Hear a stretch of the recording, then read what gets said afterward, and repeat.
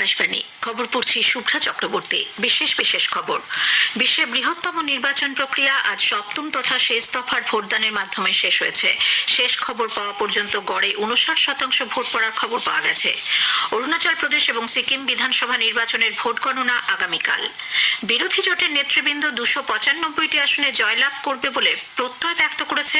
অন্যদিকে বিজেপি সভাপতি জেপি নাড্ডা বলেছেন তার দল লোকসভা নির্বাচনে 370টির বেশি আসন পাবে এবং এনডিএ জোট 400-র বেশি আসনে জয়লাভ করে সরকার গঠন করবে। উত্তর পশ্চিম ও মধ্য ভারতে অবশেষে তাপপ্রবাহজনিত পরিস্থিতি থেকে সামান্য স্বস্তি মিলেছে। পূর্ব আফগানিস্তানের নানগারহার প্রদেশে আজ একটি নদীতে নৌকোডুবিতে কমপক্ষে 20 জনের মৃত্যু হয়েছে। এফআইএইচ প্রো হকিতে আজ ভারতীয় পুরুষ দল 3-0 গোলে বিশ্ব চ্যাম্পিয়ন জার্মানিকে হারিয়ে দিয়েছে। আসছে বিস্তারিত খবরে। বিশ্বের বৃহত্তম নির্বাচন প্রক্রিয়ার আজ সপ্তম তথা শেষ দফার ভোটদানের মাধ্যমে শেষ হয়েছে। গত 19 এপ্রিল থেকে শুরু হওয়া 7 দফার নির্বাচনের চূড়ান্ত পর্বের ভোট গ্রহণের মধ্য দিয়ে আজ বিকেলে এই প্রক্রিয়া সম্পূর্ণ হয়। 18তম লোকসভা নির্বাচনে গত 43 ধরে 543টির মধ্যে 542টি কেন্দ্রের জন্য ভোট নেওয়া হয়। সুরাট কেন্দ্রে বিনা প্রতিদ্বন্দ্বিতায় আগেই বিজেপি জয়লাভ করে।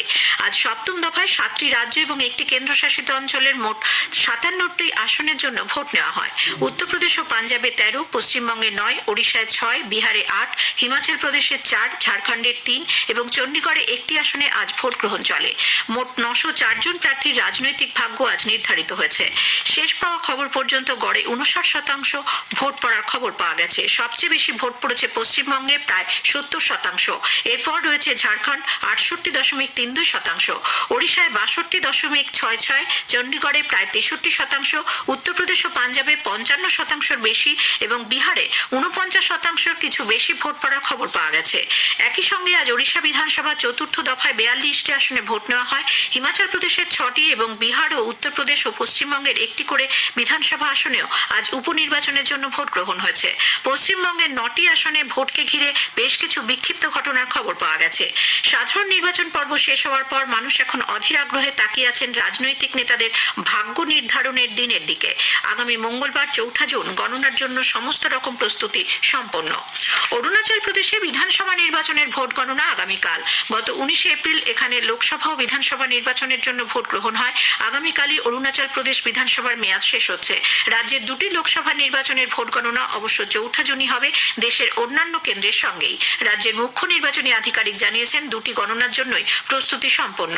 24টি গণনা কেন্দ্রে 200-রও বেশি আধিকারিক উপস্থিত থাকবেন। অন্যদিকে সিকিম বিধানসভা নির্বাচনের ভোট গণনাও আগামীকাল। গণনা শুরু হবে সকাল 6টায়। 2রা জুন বিধানসভার মেয়াদ শেষ হচ্ছে।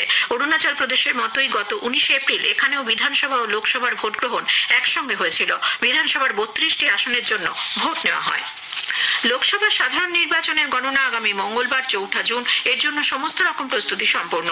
তেলেঙ্গানায় 34টি গণনা কেন্দ্রে মোট 10,000 গণনা আধিকারিক নিযুক্ত করা হয়েছে। হায়দ্রাবাদে আজ রাজ্যের মুখ্য নির্বাচনী আধিকারিক বিকাশ রাজ সাংবাদিকদের জানিয়েছেন কেন্দ্রগুলির বাইরে নিরাপত্তা ত্রিস্তরীয় বলয় থাকছে। 12 কোম্পানি কেন্দ্রীয় সশস্ত্র বাহিনী মোতায়েন থাকছে। নিয়োগ করা হচ্ছে 2400 মাইক্রো অবজারভার। অন্যদিকে পশ্চিমবঙ্গের 42টি লোকসভা আসনের জন্য যে 55টি গণনা কেন্দ্র ব্যবহার করা হবে, নির্বাচন কমিশন সেখানে মাইক্রো অবজারভার সহ 25,000 ভোটকর্মীকে নিয়োগের সিদ্ধান্ত নিয়েছে। ত্রিস্তরীয় নিরাপত্তায় থাকা 394টি স্ট্রং রুম থেকে ইভিএম এনে মোট 418টি কাউন্টিং হলে 4,944টি টেবিলে গণনা করা হবে। মঙ্গলবার 4 জুন লোকসভা নির্বাচনের গণনার আগে নতুন দিল্লিতে ইন্ডি জোটের বৈঠকের পর বিরোধী জোটের নেতৃবৃন্দ 295টি আসনে জয়লাভ করবে বলে প্রত্যয় ব্যক্ত করেছে। কংগ্রেস সভাপতি মল্লিকার্জুন খার্গে আজ নতুন দিল্লিতে তার বাড়িতে বৈঠকের পর সাংবাদিকদের বলেন, इंडिया गठबंधन कम से कम 295 से ज्यादा आएंगे, कम तो नहीं आएंगे। ये हमने आकलन किया कि सभी हमारे नेताओं से पूछने के बाद ये एक आंकड़ा हमारे पास मिला है और इस आंकड़े में कोई बदलाव नहीं है। আজ সন্ধ্যায় টিভি চ্যানেলগুলিতে বুথ ফেরত সমীক্ষা নিয়ে বিতর্কে দল অংশ নেবে বলেও তিনি জানান। এর আগে তারা এই ধরনের বিতর্কে অংশ নেবে না বলে জানানো হয়েছিল। বৈঠকের পর আপের আহ্বায়ক দিল্লির মুখ্যমন্ত্রী অরবিন্দ কেজরিওয়াল দাবি করেন কেন্দ্রে ইন্ডি জোট সরকার একটি শক্তিশালী সরকার গঠন করতে চলেছে। সমাজবাদী পার্টির প্রধান বলেছেন উত্তরপ্রদেশের বেশিরভাগ আসনে এই জোটের প্রার্থীরাই জয়ী হবেন। আরজেডি নেতা তেজস্বী যাদব বলেন, বিরোধী জোট জয়লাভ করবে এবং প্রধানমন্ত্রী কে হবেন সে বিষয়ে পরে সিদ্ধান্ত নেওয়া হবে। আজ বিকেলে কংগ্রেস সভাপতি মল্লিকার্জুন খার্গের বাড়িতে এই সভায় উপস্থিত ছিলেন প্রবীণ কংগ্রেস নেত্রী সোনিয়া গান্ধী, রাহুল গান্ধী, এনসিপি শারদ পাওয়ার গোষ্ঠীর নেতা শরদ পাওয়ার, সমাজবাদী পার্টির প্রধান আপের আহ্বায়ক দিল্লির মুখ্যমন্ত্রী অরবিন্দ কেজরিওয়াল, প্রবীণ জেএমএম নেতা ঝাড়খণ্ডের মুখ্যমন্ত্রী চম্পাই সোরেন, সিপিআইএম এর সাধারণ সম্পাদক সীতারাম ইয়েচুরি এবং আরজেডি নেতা তেজস্বী যাদব। তবে তৃণমূল কংগ্রেস এবং পিডিপির কোনো প্রতিনিধি এই বৈঠকে ছিলেন না। এদিকে বিজেপি সভাপতি জেপি নাড্ডা বলেছেন তার দল লোকসভা নির্বাচনে 370টির বেশি আসন পাবে এবং এনডিএ জোট 400-র বেশি আসনে জয়লাভ করে সরকার গঠন করবে। আজ তিনি সাংবাদিকদের বলেন, মানুষ তোষণ, স্বজন পোষণ এবং দুর্নীতিকে এই নির্বাচনে বর্জন করেছে এবং উন্নত ও আত্মনির্ভর ভারত গঠনের পক্ষে ভোট দান করেছে। নির্বাচনে বিজেপি কর্মী এবং এনডিএ জোটের শরিকদের কঠোর পরিশ্রমের জন্য অভিনন্দন জানান তিনি।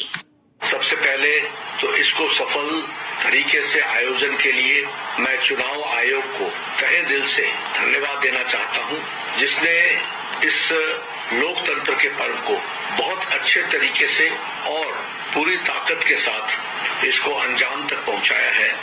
इसके लिए चुनाव की दृष्टि से चुनाव आयोग को मैं अपनी तरफ से और अपनी पार्टी की तरफ से साधुवाद भी देता हूं और धन्यवाद भी देता हूं। সপ্তম দফার নির্বাচন নিয়ে আজ শুনবেন বিশেষ আলোচনা জনমত 2024 শেষ দফার ভোট। অংশ নেবেন দুই রাজনৈতিক বিশ্লেষক অধ্যাপক কিংশুক চট্টোপাধ্যায় এবং সাংবাদিক নির্মাল্য মুখোপাধ্যায়। সঞ্চালনায় সংযুক্তা সিংহ। শোনা যাবে রাত 8:05 থেকে গীতাঞ্জলি ও 107 মেগাহার্টজ প্রচার তরঙ্গে ডিটিএইচ পরিষেবায় এবং আমাদের সোশ্যাল মিডিয়া পেজে। এ খবর প্রচারিত হচ্ছে আকাশবাণী থেকে। উত্তর পশ্চিম ও মধ্য ভারতে অবশেষে তাপপ্রবাহজনিত পরিস্থিতি থেকে সামান্য স্বস্তি মিলেছে। ভারতীয় আবহাওয়া দপ্তর আইএমডি জানিয়েছে আগামী কয়েকদিনে এই অঞ্চলে তাপমাত্রা 1 থেকে 2 ডিগ্রি কমবে। তবে পাঞ্জাব, হরিয়ানা, দিল্লি, রাজস্থান, মধ্যপ্রদেশ এবং পূর্ব ভারতের ওড়িশা, বিহার ও ঝাড়খণ্ডে তাপপ্রবাহ চলবে। আইএমডির বিজ্ঞানী আর কে জেনামানি আকাশবাণীকে জানিয়েছেন পাঞ্জাব, হরিয়ানা ও উত্তরপ্রদেশের তাপমাত্রা 44 থেকে 46 ডিগ্রির আশেপাশে ঘোরাফেরা করবে। জারি করা হয়েছে কমলা সতর্কতা। তবে পশ্চিমী ঝঞ্ঝার ফলে পরিস্থিতি খানিকটা উন্নত হবে। বজ্রবিদ্যুৎ সহ ঝড় বৃষ্টিরও পূর্বাভাস দেওয়া হয়েছে। অন্যদিকে দক্ষিণ পশ্চিম মৌসুমী বায়ু আরো খানিকটা অগ্রসর হয়ে কর্ণাটক, কেরালার বাকি অংশ, তামিলনাড়ু এবং রায়লসীমার কিছু অংশে প্রবেশ করবে। এদিকে আইএমডি জানিয়েছে গত 29শে মে নতুন দিল্লির মঙ্গেশপুরে যে সর্বোচ্চ তাপমাত্রা 52.9 ডিগ্রি সেলসিয়াস রেকর্ড করা হয়েছিল তা ঠিক নয়। এক বিবৃতিতে আইএমডি জানিয়েছে অটোমেটিক ওয়েদার সিস্টেমের সেন্সর ঠিকভাবে কাজ না করায় সেদিন মঙ্গেশপুরের যে অস্বাভাবিক সর্বোচ্চ তাপমাত্রা রেকর্ড করা হয়েছিল প্রকৃত তাপমাত্রা ছিল তার 3 ডিগ্রি নিচে। এদিকে অন্ধ্রপ্রদেশের কাকিনাড়া এবং কোনাসীমা জেলায় আজ ভোর থেকে ঝোড়ো হাওয়ার সঙ্গে প্রবল বৃষ্টি হচ্ছে। অন্যদিকে কেরালায় বিভিন্ন স্থানে গত সন্ধ্যা থেকে প্রবল বৃষ্টিপাত হচ্ছে। ইডুক্কি জেলায় বজ্রবিদ্যুৎ সহ বৃষ্টির জেরে স্বাভাবিক জনজীবন ব্যাহত হয়েছে। আরাক্কুলাম এবং ভেল্লিয়ামাট্টামে ভূমিধসের খবর পাওয়া গেছে। পূর্ব আফগানিস্তানের নানগারহার প্রদেশে আজ একটি নদীতে নৌকোডুবিতে কমপক্ষে 20 জনের মৃত্যু হয়েছে।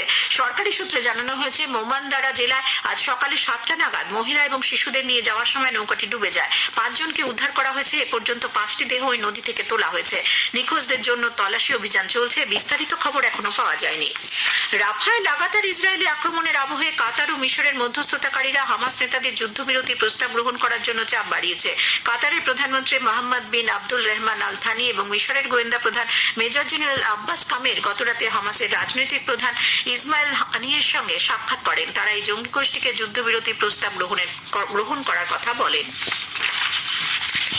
পুনের কল্যাণগড় গাড়ি দুর্ঘটনা মামলায় পুলিশ অভিযুক্ত নাবালকের মা শিবানী আগরওয়ালকে গ্রেপ্তার করেছে। এই নাবালকের রক্তের নমুনা পাল্টে দেওয়া হয়েছিল বলে অভিযোগ ওঠে এবং তা করার জন্য শিবানী আগরওয়াল চিকিৎসকদের নগদ অর্থ দিয়েছিলেন বলে জানা যায়। এদিকে মহারাষ্ট্রের উপমুখ্যমন্ত্রী অজিত পাওয়ার বলেছেন এনসিপি বিধায়ক সুনীত তিংরে এই গাড়ি দুর্ঘটনা মামলায় যে কোনো রকম তদন্তের মুখোমুখি হতে প্রস্তুত।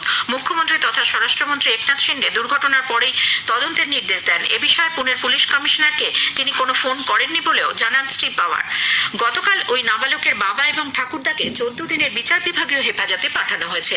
অন্যদিকে পুনের এই মর্মান্তিক গাড়ি দুর্ঘটনায় প্রাক্তন আইএস আধিকারিক অরুণ ভাটিয়া মহারাষ্ট্রের মানবাধিকার কমিশনের চেয়ারম্যানকে চিঠি লিখে পুনের পুলিশ কমিশনার অমিতেশ কুমারকে সরিয়ে দেওয়ার আবেদন জানিয়েছেন। FIH প্রো হকিতে আজ ভারতীয় পুরুষ হকি দল 3-0 গোলে বিশ্ব চ্যাম্পিয়ন জার্মানিকে হারিয়ে দিয়েছে।